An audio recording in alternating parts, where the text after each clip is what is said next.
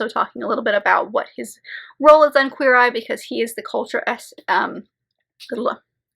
also talking a little bit more about like his role in Queer Eye, because he is the culture I cannot say that word, expert. Hello everybody, my name is Kelsey and we're about to get very, very nerdy with my May wrap up.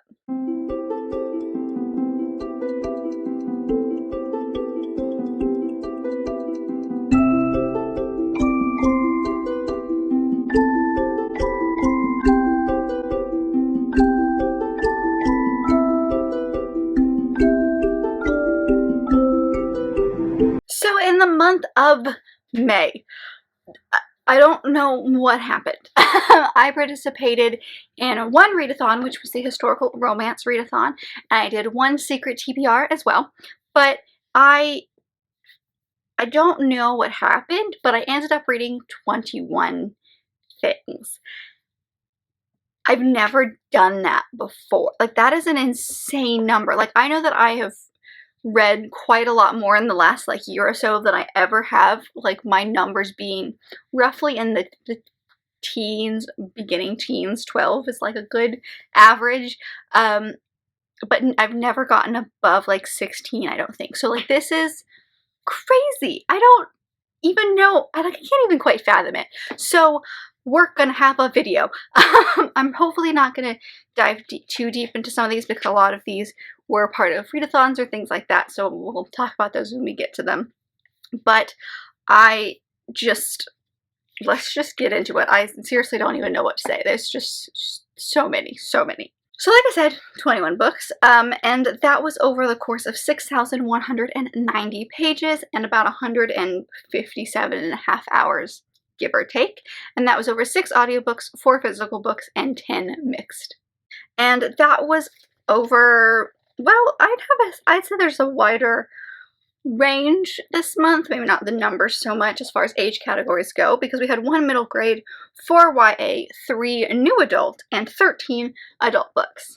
Genre-wise, pretty normal for me at this point. We had 11 romance books, 3 contemporary books, 4 fantasy, 2 nonfiction, and 1 mystery. And ratings, as far as the range of them, was pretty normal this month as well. We had 9 5 stars, 7 4 stars, and 5 3 stars. So the very first book that I read this month, I'm not going to talk about, and that is because I talked about it at the beginning or the end of last month's video, but that was The Shadow and the Empress by Nancy Goldstone. This was my nonfiction that I read most of in April and just like finished on the very, very 1st of May. I did end up giving this one 4.5 stars, but I'll link that wrap up above, and it is chaptered so you can go see exactly what I thought. But overall, good things. I did enjoy this one quite a lot.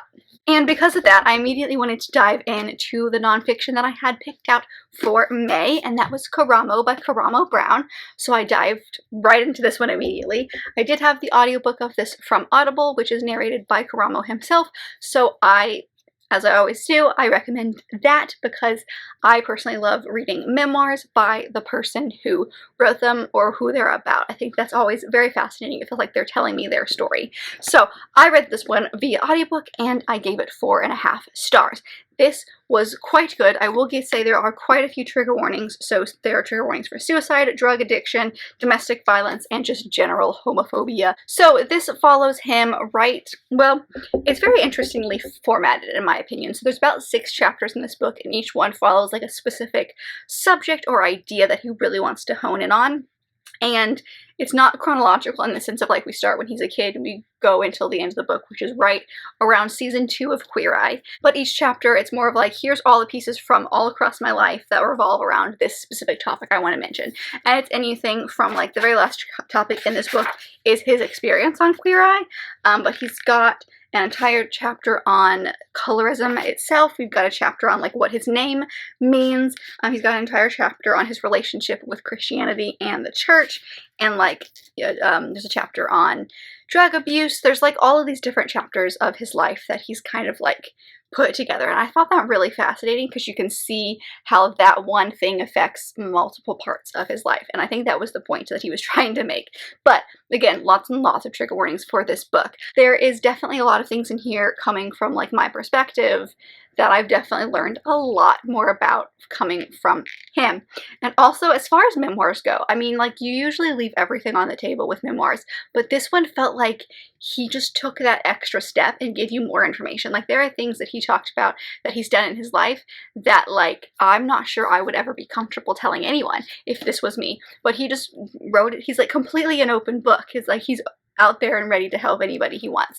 And he talks about his experience in life and how that shaped him as a person. Also talking about his time on Queer Eye and kind of how life shaped that, because he is the culture expert, which took on a different idea in this version of Queer Eye than it did in the original Queer Eye. So I thought this book was honestly perfection. I like the show Queer Eye, which is what drew my attention to this book, because obviously him being on that show is really what made me want to read this.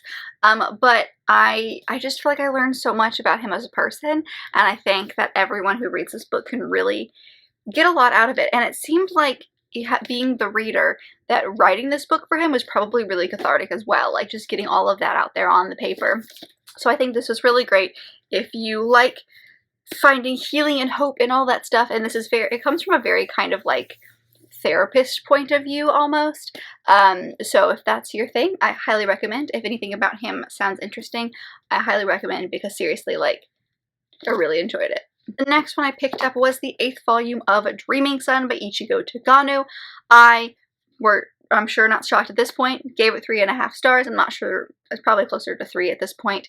I'm just kind of flying through them at this point because I just want to get to the end. Because, like, I loved the beginning of this series, but we're in that, like, big thing that I just really, really don't like.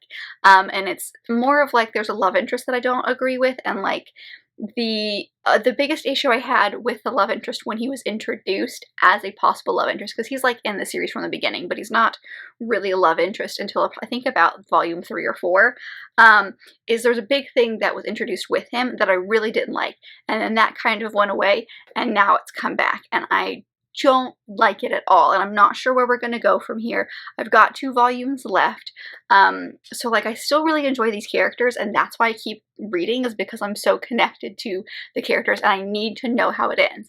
Even if it's going to be a disappointing ending, I kind of need to know at this point. So yeah, 3.5 stars. There's not a whole lot I can say about this, because I feel like my thoughts on this have been the same for the past, like, few volumes or so, but the general idea is that I don't like where the plot is going, but I'm in love with the characters, so I'm going to keep reading. But I've been giving the last few about 3 stars each, just because, again, not really vibing with what's going on, but I'm waiting for this one specific thing to happen, and I'm thinking that'll be like the very end of the 10th volume is when that's going to happen, which is the end of the series. But the more I go through, the more I love our main character, Shimana. I think she's fantastic, but she's super naive and silly, and I just want to slap her sometimes. I'm not gonna lie. Like, I love her to death, but I kind of want to slap her because she's being real stupid about some things. And if I was in her situation, I would have given up on the love interest way before this point. But that's just me. And yeah, that's where I'm at. Is I'm kind of very mediocre feeling about this at this point. But I've only got 2 volumes left, so fingers crossed it gets better. The next one I read was a pre-order from this year. I was going to wait until the fall, and then I couldn't. And that is Sense and Second Degree Murder, and this is by Tirzah Price. This is the second in a Jane Austen murder mystery series, the first one being Pride and Premeditation. The idea of all of these stories is you take the story of whatever it is, Pride and Prejudice, Sensibility, whatever it is that's written by Jane Austen, and make it a murder mystery with shenanigans galore in it. My favorite thing about this book, and both of these books I would agree, but it really stuck out in this one to me, is that you can tell that this is written by a Jane Austen fan, because even though there's crazy shenanigans in here, the murder mystery plotline is utterly ridiculous. There are definitely some instances in both of these books that, like, maybe won't be crazy believable, but even though you've got all of that, it still has this, like, core of truth that you could see the characters that Jane Austen wrote. Like, I still believe that our main two characters, Eleanor and Marianne, are the characters that are in Sense and Sensibility. So this book follows Eleanor and Marianne, who are sisters, and Eleanor is the oldest of three, all girls, and she's the budding scientist, and Marianne is the middle child. They're really close in age, and then they have a much younger sister, and Marianne is training with her dad because her dad has a kind of PI, private PI kind of business. Private is the P in PI, right? Oh dear. Anyway, he's kind of like a private detective of sorts, and she's kind of training with him to take over the business one day. And at the beginning of this book, we see that he unfortunately passes away, and his entire estate goes to their stepbrother, aka his only son, and they get kind of like, for lack of a better word, kicked out, which is all true to the original, minus the detective and the sciencey parts of it. So then they do a little bit more digging, and they realize that their dad probably didn't die of natural causes like they originally thought, and so they keep digging and diving a little further into what really happened with him. So, murder mystery galore. Again, the sisters and like some of the situations they get in, there's no way that someone in a Regency England would ever get in those situations, but I loved seeing it. I think they're fantastic, and it just warms my heart because like there's all these characters that I know and love, and they're still in there, but like you give them a different situation. I don't know, it's just really, really fascinating to me. So if you are any sort of Jane Austen fan, or any kind of Regency England fan, murder mystery fan as well, I highly, highly recommend, because yes, there are definitely references in this book to the original. You can read it without having read the original. There's just a few things that like places they go to, names of people that show up that you're like, oh, that's a really cool nod to the original, but like you can still read these without having read the original. But highly, highly, highly recommend. And I love this series, and I really hope that she continues beyond the third one. I'm not sure the author will, but I have my fingers crossed because I will never get tired of them. So now we're gonna start the kind of like section of the month that was all of my historical romances. So I will leave that vlog linked above because I went into a lot of detail for those. But the first one I read was Highland Warrior by Monica McCarty, and this was the first in the Campbell trilogy that she wrote. And this one I ended up giving 4.5 stars to. So this one was quite a lot of, well, I don't want to say fun, but like I really did enjoy my time reading this one. It's a little all over the place as far as the plot goes because like it's not what I expected a Highland historical romance to be. It definitely is significantly more violent and at multiple points in this book than I expected it to be. Now, there is a level of violence that does come with being a Highland romance, but this one I felt like took it to the next level, so just kind of be wary of that. I will say there are definitely trigger warnings in this book for attempted rape and like just mentions of that constantly, as well as death of a family member.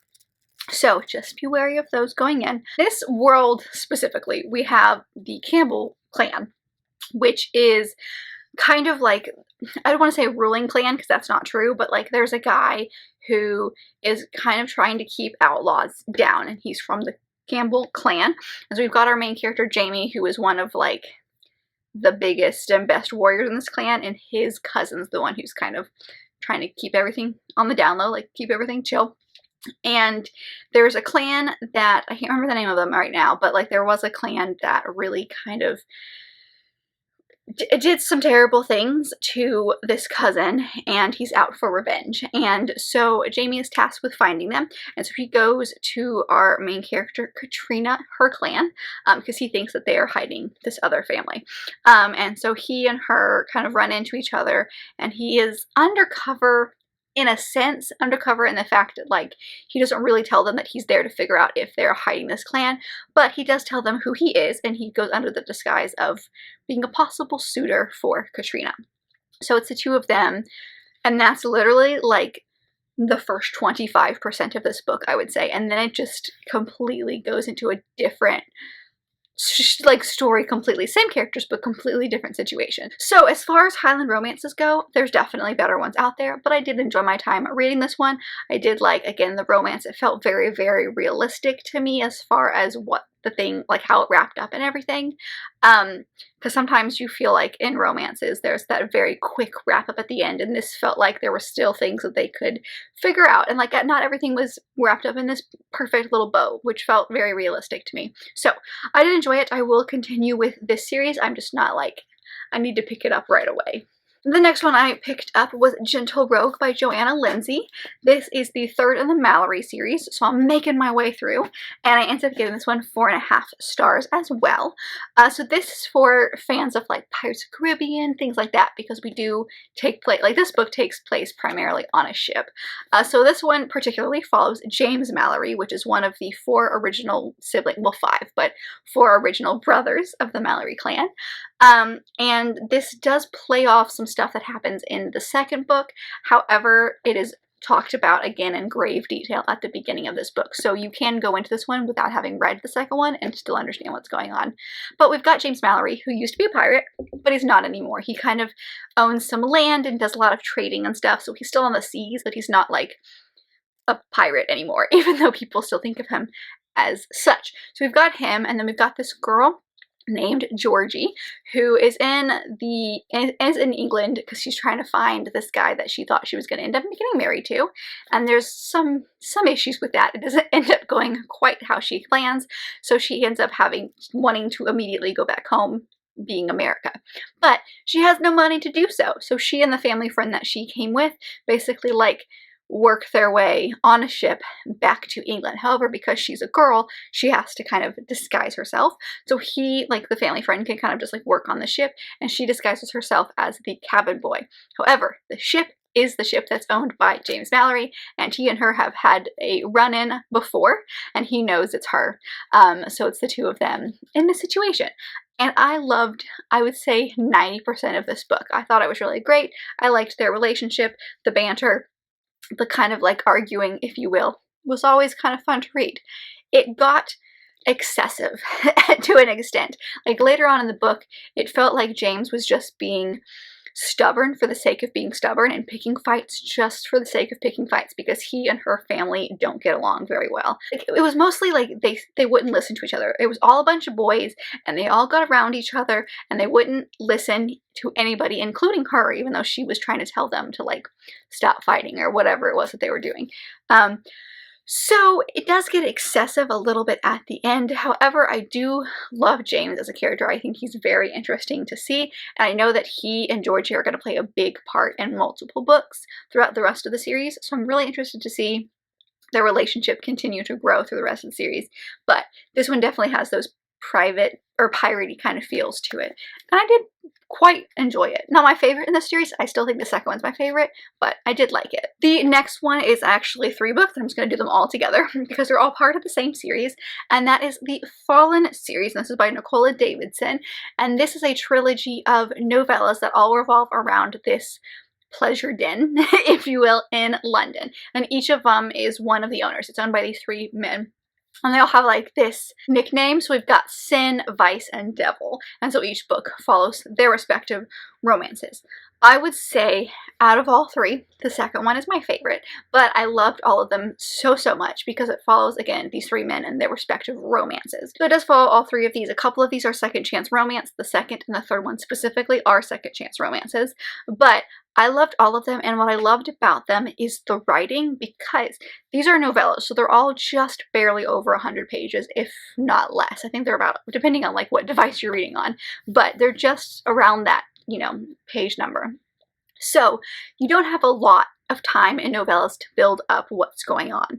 However, I felt like somehow the author was able to create fully fledged characters with character development and relationship development in the course of these like 5 or 6 chapters that she writes, each of them in. Do the situations move along quicker than maybe they would normally? Maybe a little, but they're still fully fledged characters, which is hard for novellas in my opinion. It's harder to do that because you have less time to dedicate to creating these characters, unless they're like it's a novella of characters that you've already created in different books. But because these are all brand new characters, you have to like develop them, and they all work so well. So I rave about these all the time, but if you're interested in anything remotely romancy, Regency romancy, with a lot of smut. I highly, highly recommend this series because I seriously adored it. It's one of my favorites. Last kind of historical romance of the bunch is one that I didn't quite finish for the readathon, but I did finish relatively soon afterwards, and that was Goddess of the Hunt by Tessa Dare. This is my Tessa Dare buddy read that I do every single month with my friends Brooke and Taylor, and this one is her very first debut novel. It's the beginning of a new trilogy, which is called the Dairymaid Trilogy, and that's her debut trilogy. This is her debut book, and we wanted to give it a try. I gave it 3 stars, which I think is a little generous, I'm not gonna lie, because I think the other 2 I read it with ended up giving it 2 stars. So there's a lot about this book that didn't work. There's a lot about this book that did. I liked, like, there's a thing that happens about halfway to 60% of the way through the book, and after that, I liked things more. Still not great, still not perfect, but I liked things more. But it takes a while to get into that. So I could see a lot of people DNFing this book and just kind of giving up because it did take a while for me to even remotely care, and I still wouldn't say I care about these characters by the end. And that was the biggest issue for me, was the characters. Our main character is super, super naive, but also really stubborn. So, like, I don't know, like, she does things and is so stubborn about being in love with someone and just gonna make them fall in love with her that, like, there's just situations that are very, very unbelievable. And our main 2 characters, I'm not sure I believe them as a couple. I mean, they have their moments later on in the book where I'm like, okay, maybe, but for most of it, I didn't feel really any connection for them. This book follows, maybe I should tell you what this book's about. It follows our main character, Lucy, who has fallen in love with this guy who's one of her brother's best friends. She's been friends with him since she was like 11. She's convinced that she's gonna, you know, she loves him. And then you've also got our main character, Jeremy, who was another one of her brother's really close friends, and she goes to him one night and, like, basically, like, kisses him in the hallway to see if she can seduce her way into his room, because she's heard rumors that this guy that she loves is going to end up getting married, but not to her, and she's not having it. She's gonna find a ways to seduce this guy. And so that's how the story kicks off, but it continues with her and Jeremy kind of striking up a bargain of sorts, because, like, the guy that she thinks that she loves has basically asked Jeremy to, like, pretend to court her so that she leaves him alone, and she asked Jeremy to pretend to court her to make this guy jealous, and it's just this whole mess. So this is very convoluted as far as the plot goes. I think there's a lot of growth that we have seen from this author, especially since this is her debut, and her newer stuff is, like, some of the best work out there. So it's weird, but I really am very meh about this whole thing. Like, there's not a whole lot that I outright just despised about this book, but there's also not a whole lot that I can point as far as liking things. There's situations, there's lines, and there's random scenes that I liked, but that's so far and few as far as the whole plot goes. So not my favorite, but I'm interested to see where the series continues, because the second book in the series follows a character that I actually did like, one of the sider characters. So we'll see how it continues. And the next book I ended up reading and finishing this month was the 4th in the Shah series by Roshani Chokshi. This one is Shah in the City of Gold. And this one I ended up giving 4.5 stars to.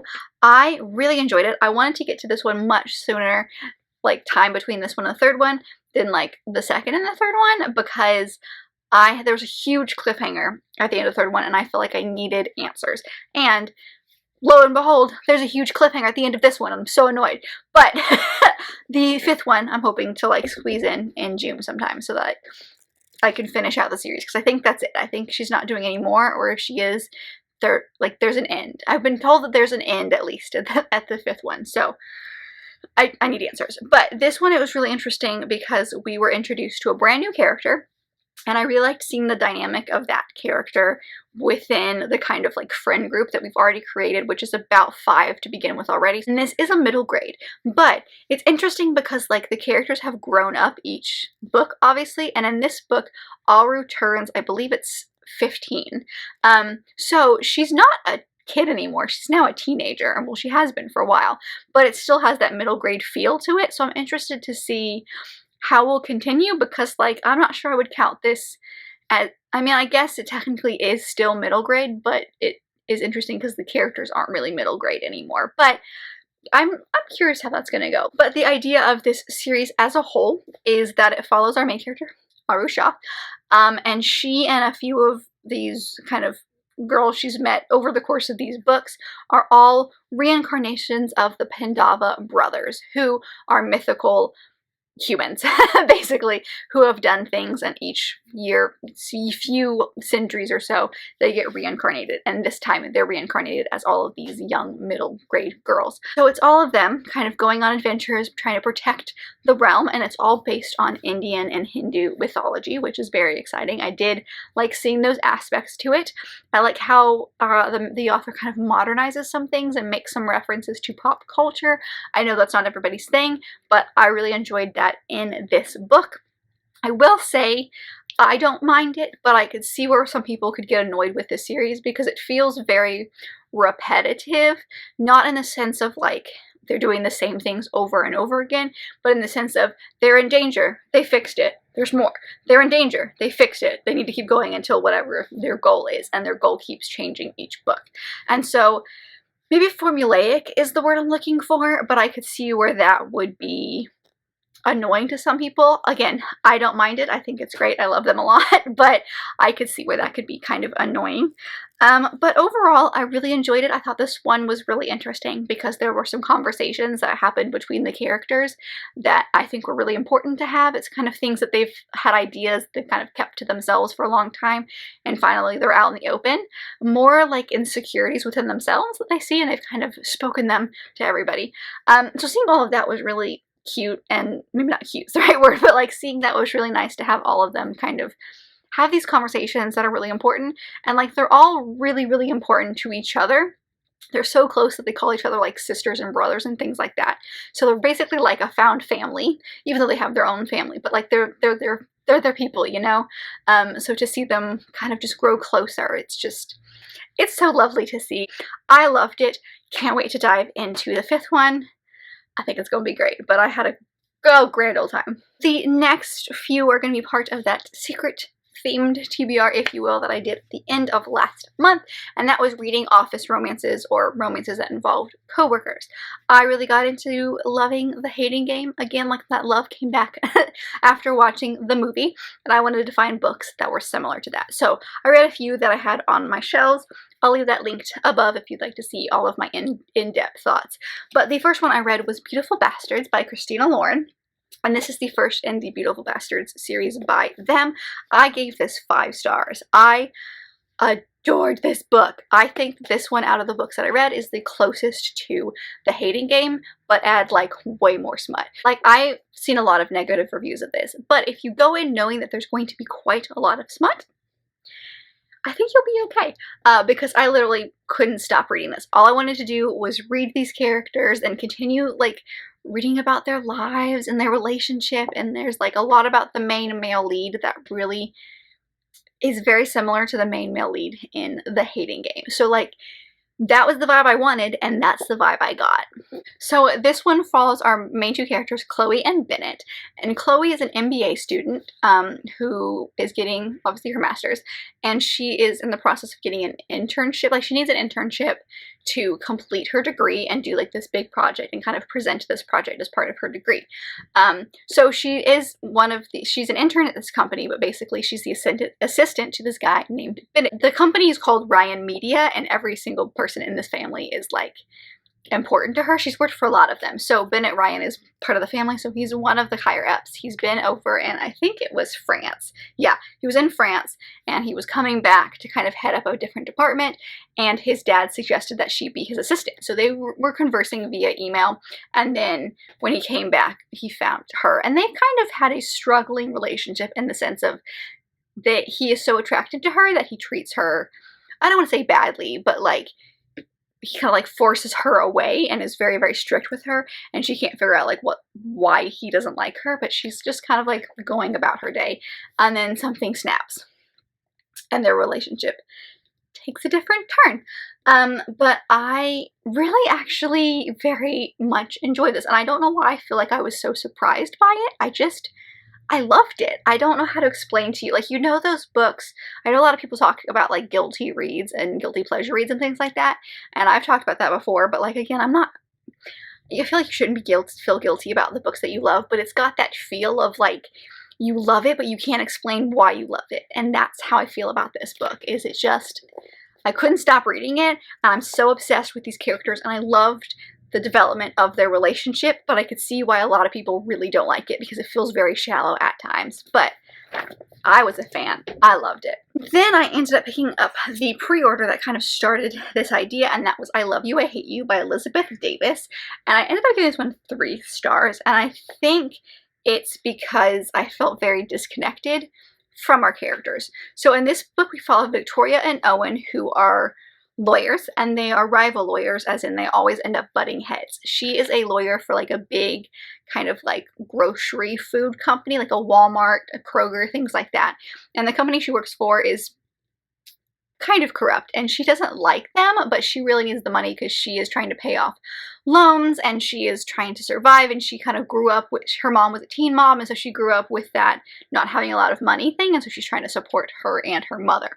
And then you've got Owen, who comes from a very, very rich family. His dad really doesn't like lawyers, and he doesn't get along with his dad, so he became a lawyer, and he took those cases that were like the lesser possible cases, that's not the right word, but like those cases that lawyers usually don't take because they don't have the money to support them, even though they're good cases and they probably won't win because they're going up against companies that have a lot of money and a lot of lawyers. And so he comes from a lot of money, and so he uses that money to help people. And so they butt heads a lot. And so this book starts with them having a one-night stand. And so because of that, they're super like awkward, and they're trying to figure out their relationship.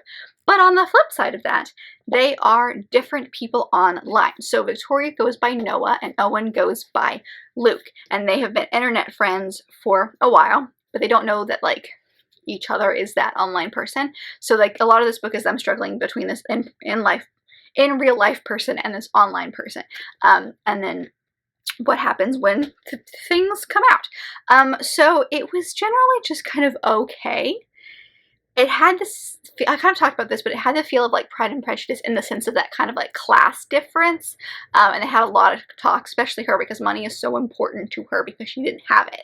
And so having it is so important to her that she feels like she could easily sell her soul to help her and her mom survive. And so there's a lot of that kind of like moral conversation. But like really it was the writing. The writing was just kind of generally okay. I don't know if this is the author's debut or not, but like nothing was spectacular about it. The story was generally okay. I didn't have any problems with it, but like I felt very disconnected from the characters and what was happening with them, and I didn't really get invested. So it got 3 stars.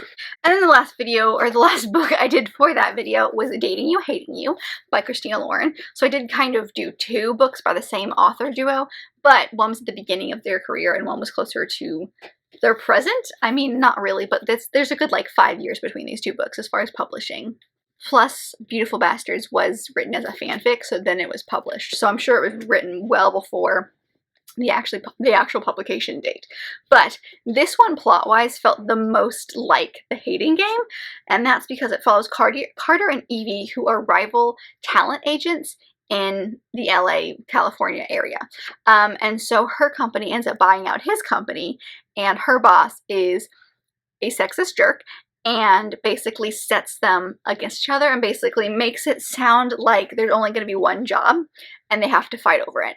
And this book was so good. I ended up giving it 4 stars, and I really liked it because it takes on the conversation of sexism in the workplace, because like this guy just comes in and they kind of had like a pre-existing relationship, or the beginning of a pre-existing relationship, and then this situation made that very complicated. But you've got her who's worked up the ladder, like she's done everything she can, and she can't really stir the water because she's had to work twice as hard to get to where she is. And then you got this guy who's just walking in, and the boss almost like literally hands him stuff. And so it's that relationship and the relationship with the boss, and it just takes on a different turn. And like I mentioned in my vlog, the most interesting thing about this is like the climactic part of the book is not romance related. Even though this is a romance book and their relationship is at the forefront of this story, it's not really related to that. It's totally different. And I loved that. So plot-wise, this was fantastic. I thought it was really good. I thought there was a lot of conversations that were important, and I liked seeing it. And I haven't read a book, I know Christina Lauren does that, but I haven't read a book by them that does have that harder topic. A lot of the books that I've read are the more romance heavy ones, so seeing them handle something like sexism in the workplace was fascinating. And I loved it. I really did. I then picked up the first volume of The Water Dragon by Ray Toma. This was my attempt to kind of participate in Becca's 48-hour readathon, because like I kind of did it a little bit.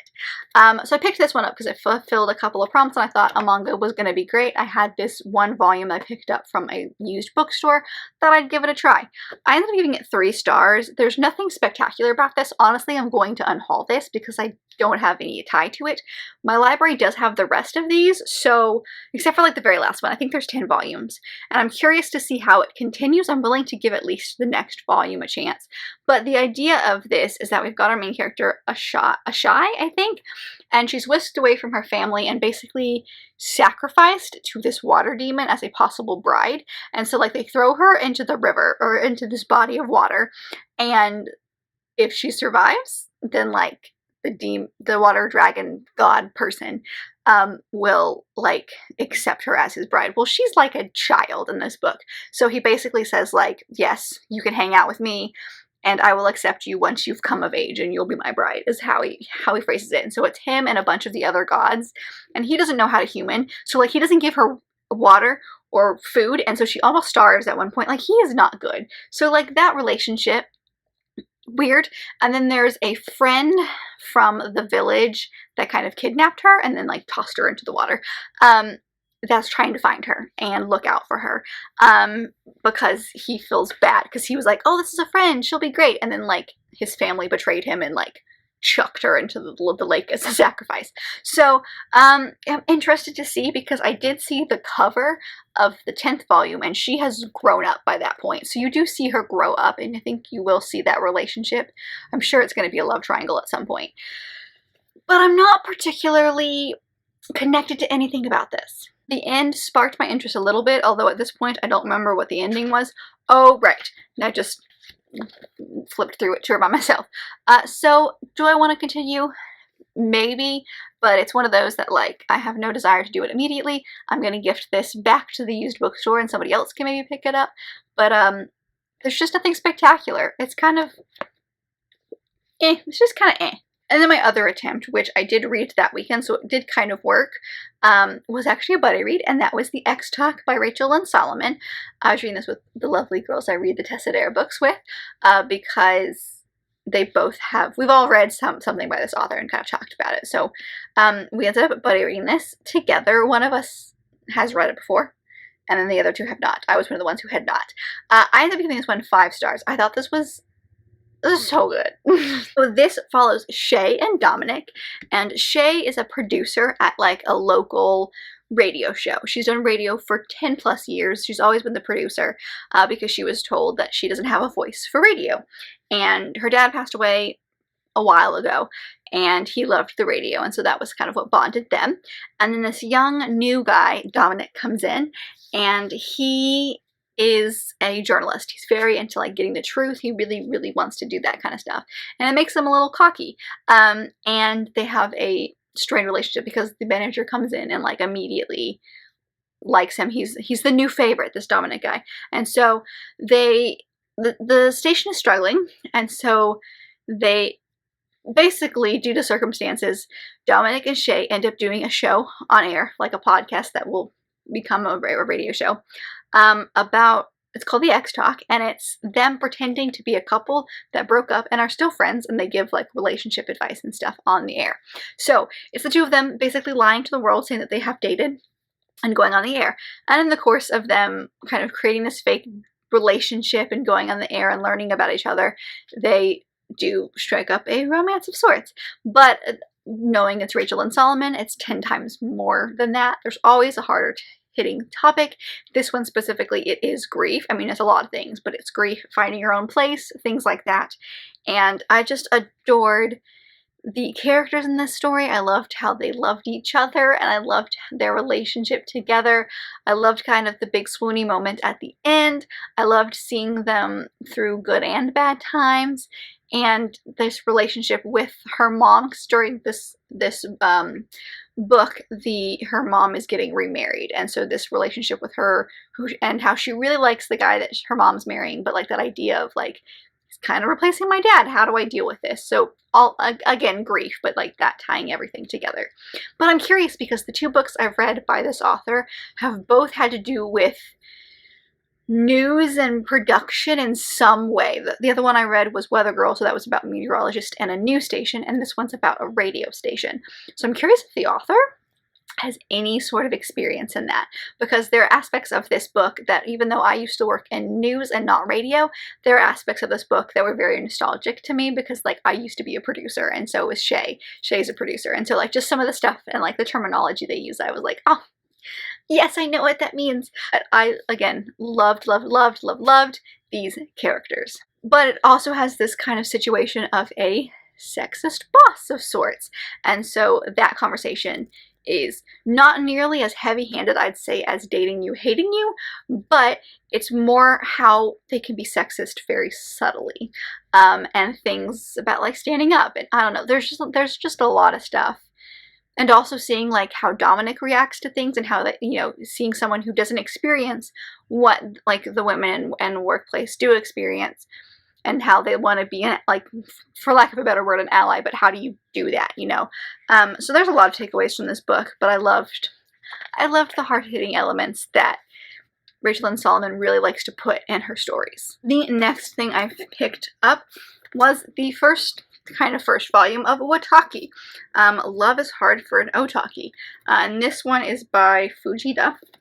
And this is actually the first 2 volumes of the Japanese version. So this is technically just 1 volume in America, but there's actually 2 volumes inside this. So I ended up giving this one 3 stars because I was confused for 90% of the story, unfortunately.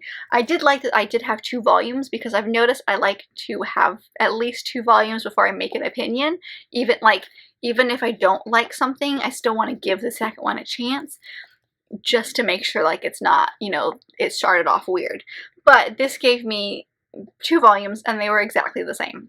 And I was very, very confused. Now, that could be a culture thing. There's a lot of things that I felt like in here that were references to media that like would be very popular in Japan, but like coming from American audience, it doesn't really make a lot of sense. So this one specifically follows our main 2 characters, Narumi, who is an otaki, which basically means like they're very, it's phrased weirdly, but like the idea is that they're a geek and they like dive deep into whatever it is. Some of them like manga, some of them like anime. He is specifically a gamer, things like that. So like people who really dive deep into like respective nerdy geek culture, if you will. And so she keeps that on the down low, because every boyfriend she's had, when they find out, they immediately break up with her. So she's like, oh, I can't tell boyfriends this. And there's the guy who is a childhood friend, and his name is Hirotaka, and he ends up working at the same place that she does, and they, you know, strike up a friendship, or like they re-strike up their friendship. They've been friends forever. And he basically like asks her to be his girlfriend, and she's like, sure, why not? All my other ones haven't worked out, and I don't have to pretend with you. And so it's their relationship, as well as this other couple that they work with, and their relationship, because they're also Wotaki. But it's never mentioned in the book. Like, the weird thing about this is I can't tell what's actually the story and what's like bonus material, because I swear every chapter or so there's like these bonus scenes, and I don't know what's the story and what's the bonus scenes, even though it says it on the top, but like they seem really out of order and all over the place. Like the timeline for this, I don't even know what's going on. Like all of a sudden this couple is together, and then they're mad at each other, and then like they have this conversation, but then they act like that conversation never happened. So I don't know what the timeline is. It's really bizarre. But it was okay. Like, I liked them as a couple. Actually, no, I didn't. Because, like, he clearly was, like, in love with her. Like, he even told her multiple times that he's in love with her. And she feels very, like, nothing for him. And she's just kind of in this relationship to be in a relationship and to prove to everyone that she likes him. And I'm like, why? So, like, her friends don't know that she's doing this other couple that's in this book. And then, like, his brother shows up at one point and they pretend to be dating. But, like, they're actually really dating, but they act like they're pretending. It's very confusing. So, I enjoyed my time, even though I was confused, but I don't think I'm going to continue with this series, and I think I'm going to unhaul this. Because, like, the only thing I can really say is I was confused for, like, most of this book. I didn't know what was going on, and the timeline didn't make any sense. So, we're going to pass that along to somebody else. I then picked up Kate in Waiting by Becky Albertalli, which I was hesitant going into, and that is because, well, I had mixed feelings going into it, because I love Becky Albertalli's books. I've read all the books that she's written solo. I haven't read a couple of the books that she has co-written with other people, but I've read all of her solo books, and I've always loved them. They're always really fun, and I've always been able to finish them in, like, one day. But I've started, as I've said multiple times on this channel, I've started to have an iffy relationship with YA, specifically YA romances and contemporary that deal with high school. So I wasn't sure how I was going to feel going into this one, but I was hesitantly optimistic because it was Becky Albertalli. I gave this 4.5 stars. I thought this book was incredible. So Kate and Anderson have been best friends for a very, very long time. And their whole thing is that they have communal crushes. So they both have crushes on the same person, but they're never, like, real crushes. They're like, oh my gosh, let me tell you my story about this cute little thing that this guy did. Okay, let me tell your story, but they don't ever go anywhere. So this starts with them in junior year, and they are doing the Once Upon a Mattress at school. They're both thespians. They do all of the fun kind of theater stuff, and they've got a couple other friends as well who also do theater things with them. But this boy that they both met at camp, because they went to camp, I'm not sure, I think it was like a theater camp of sorts, but he ends up moving to the area and going to the school with them, and they're so excited about it. But then they start to have issues because, like, they both start to really, really like him. So I thought there was a lot of really good, like, I don't want to say literally anything about this book because, like, I clearly don't want to spoil it, but there's some good things that are kind of come out of this book, and conversations that are had throughout this book, and Kate learning to be her own, and Anderson learning to be his own, and, like, them learning to be in relationships and kind of have people that they actually like. So there are a lot of things about this book that are obvious. Like, there's a guy that showed up, and the first time I showed up, I was like, oh, he is going to be important at the end of this book. And he was. And then there's other things about this book that I didn't guess at all. And so I liked having that mixed surprise, if you will. But I forgot how funny Becky's writing is. And I don't know if that's because she wrote it specifically for Kate, and Kate's just really sarcastic and, like, super awkward and, like, fumbling and all this ridiculousness, and the way she sees the world is really funny, or if that is actually how Becky writes. It's been a while since I've read something by her, so I don't remember. I just remember loving this and thinking it was so good and the writing was so funny, and I'm watching Kate fumble through junior year and fumble through friendships and romances and all the stuff and going, that's exactly what that's like. And so it just feels very realistic for a fumbling high schooler, and I loved it. So this is a solid yes in the YA worked for me box, and I highly, highly recommend, even if you're only remotely thinking about it, pick it up. You're gonna love it. The next book I ended up picking up was my Villains series buddy read that I'm doing with my friend Taylor. And so the next one we had to do in this series, which is I just realized I didn't say the full name, it's the Wicked Villains series by Katie Robert. And so the next one we had was the third one, which is A Worthy Opponent, and this follows Tink and Hook. So going into this one, this is a series I've talked about a few times, but the idea is, like, it's smutty retellings, basically. And it takes place in this world called Carver City, and it's basically like mob bosses, kind of, and they all have like territories and stuff, but there's this place called the Underground, which is basically like a pleasure den, and it's owned by Hades, but it's like common ground, so everyone goes there to kind of strike deals and stuff. And in this book, I would say, going into this one, trigger warnings for domestic abuse, abusive relationships, both physically and emotionally, and the talk of that, because that is on almost every single page. So just be wary of it. Like, not physically, you're not seeing it, but like, our main character is dealing with a lot of trauma from that. So we're following Tink, and she was in a relationship with Peter Pan, just Peter, and it was a very, very toxic, very, very toxic relationship. And she ends up getting out and strikes a deal with Hades to work in his underground at night, as well as starting her own kind of like fashion business as well.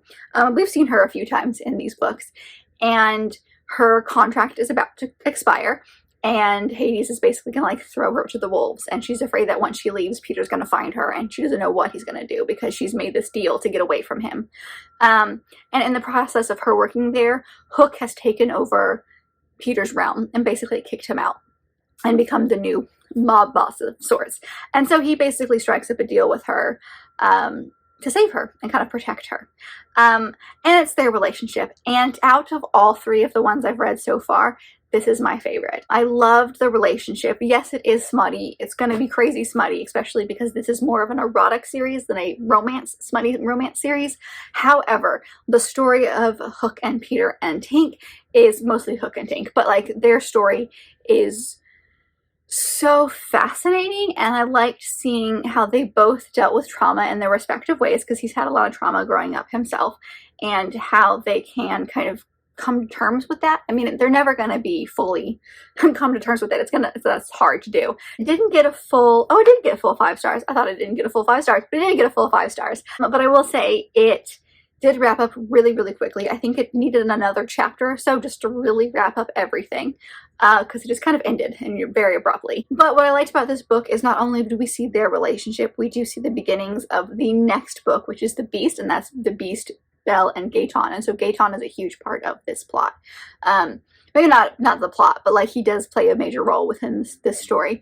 And so we see him for the first time and kind of his experience, so we're introduced to him. But I think Tink is just a fascinating character because she has had to deal with so much. She's also plus sized, so that's a big thing for her, because when she was with Peter, she wasn't. She was super, super skinny, and that's probably because she was underfed.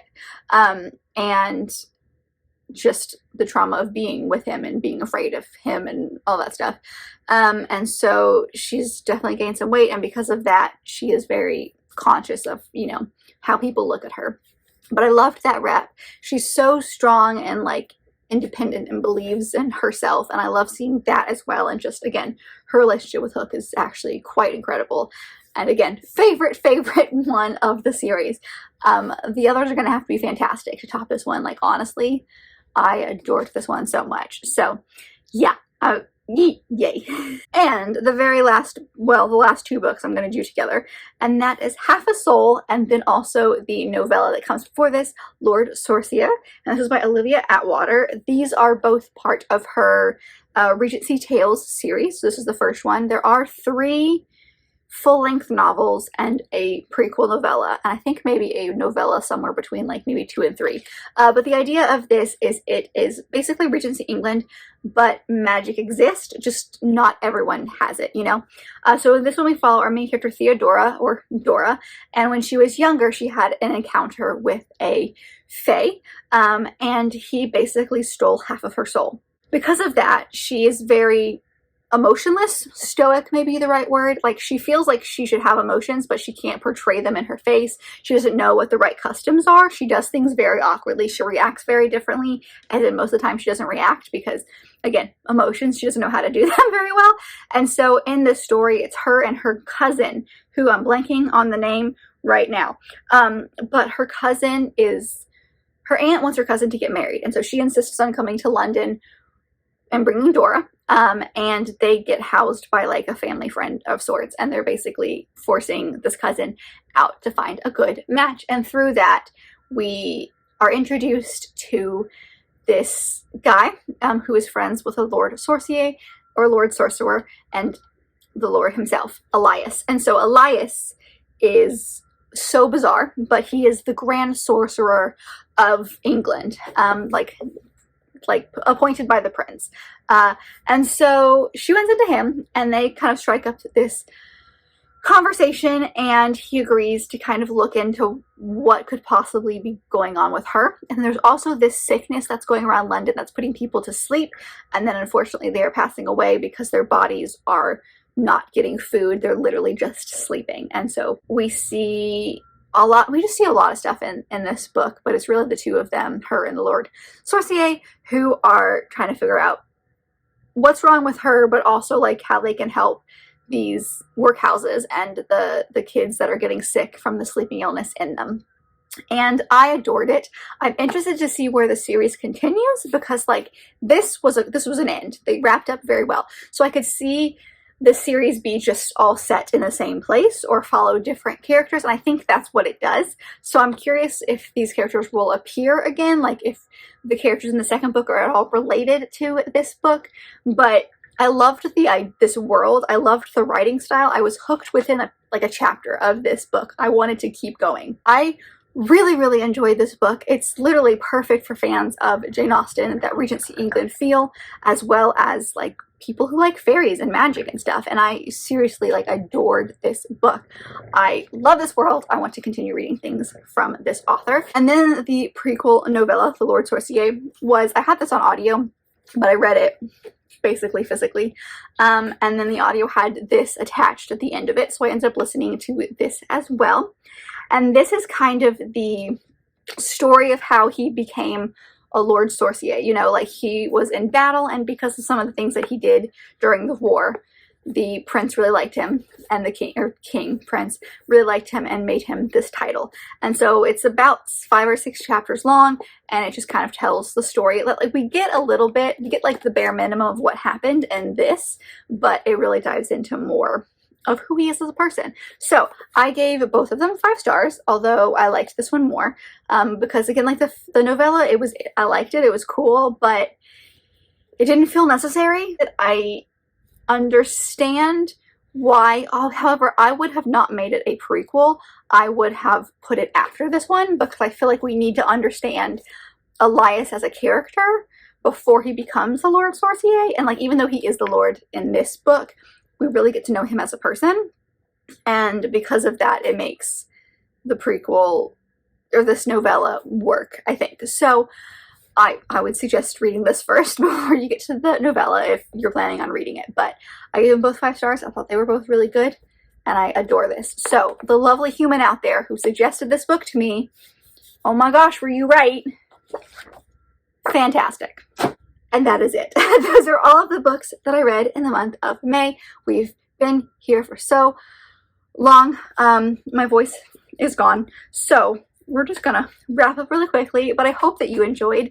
Please let me know if you've read any of the books that I have mentioned in this video, or if there's something that you read in May that you would like to talk about. Did you participate in any of the readathons I mentioned, either the historical romance readathon or Becca's 48-hour bookathon? I would love to know how you did in those, or just tell me how your general May reading went. And if you would like to comment something, but you're not sure what to comment, leave the scissors emoji. I'm sure there's a scissors emoji, but scissors are very important in this book, and I loved it, so scissors. But if you like this video, and I very much hope that you did, don't forget to give it a big thumbs up and subscribe down below if you would like to be part of this awesome growing family. I've also got all my social media down there, as well as other fun bookish links, so don't forget to check all that out, and I will see you guys in my next video. Bye!